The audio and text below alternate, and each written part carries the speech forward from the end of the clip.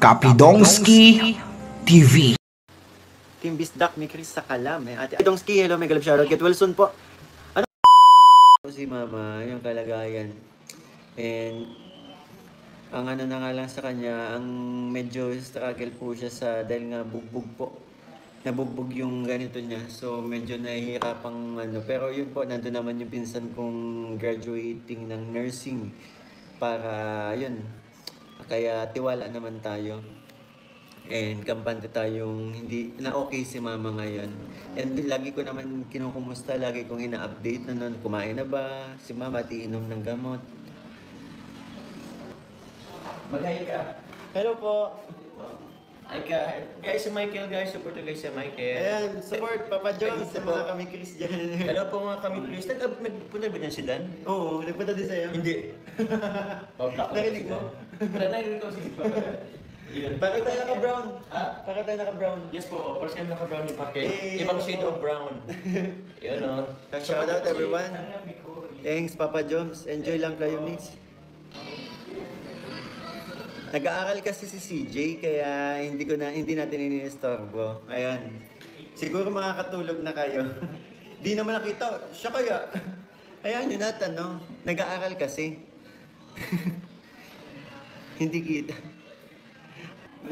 Pinasalubungan ko pa naman sa CJ ng balot. Yung pala bulok yung nabili namin. Pagbira.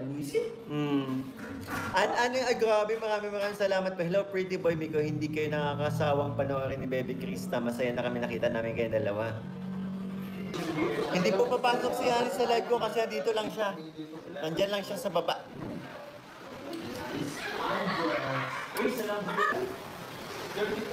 Ayun o, 1, 2, 3, 4, 5. Okay na yon, okay na.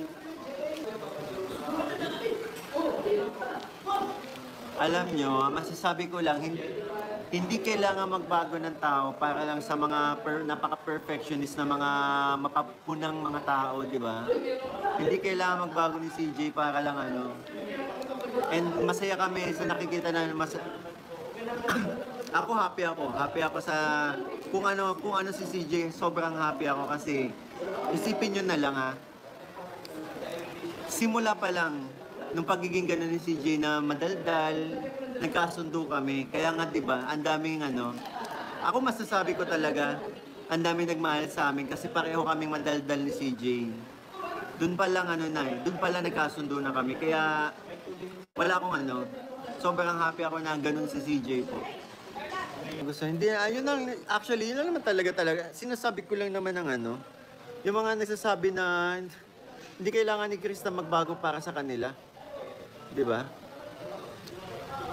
And mahal ng kalingap si Krista sa pagiging ganun niya kasi nakakabuhay din po ng vlog ang pagiging ganun niya sa totoo lang.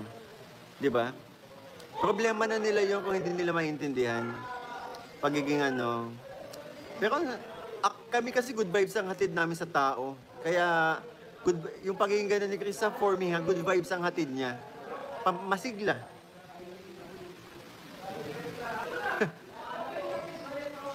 Problema na ng mga basher na yan, feeling perfect.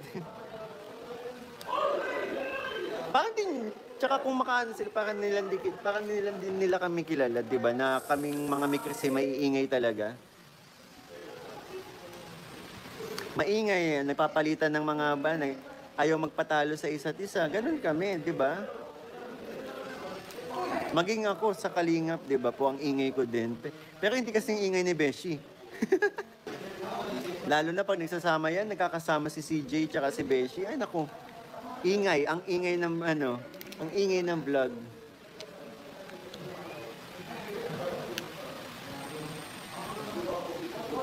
Yun na si Krista, bakit babaguhin yun ni Krista? Very natural yan sila, walang dapat baguhin. Totoo. Ako, kahit ako, may pagiging ko, hindi ko kailangan baguhin para lang sa mga mapanghusgang mga tao. Kung ako, pinapakita ko lang at masaya ako sa ginagawa ko. Anto ka na? Anto ka na? Okay, guys. Okay na. Pasulyap-sulyap ka eh. Naku, hindi ko maiwasan talaga yan. Krista sa Monte. Binabantayan ko eh. Baka mapano.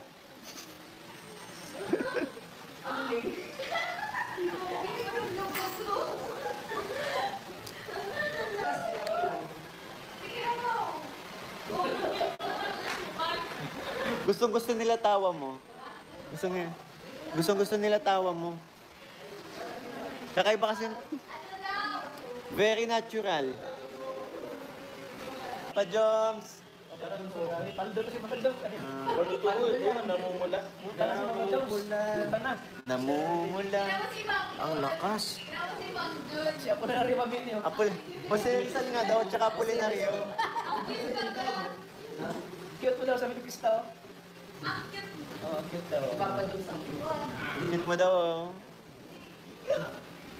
Lagi ko daw tinitingnan si Jane. Siyempre naman, matulog ka na, napagalitan pa nga. Gising pa nga sila lahat. Si CJ gising pa, nag-aaral. Sa mga nagtatanong po, talagang hindi po naka-attend ng practice si Krista kasi nga po, may mga tinapos po siya sa kasi yun nga, Monday ngayon, so umalis siya, hindi siya nag-excuse muna siya sa school. So, ang dami niya mga tinapos sa po. Mga kailangang i-submit, kaya yun, nag-cramming na naman si CJ.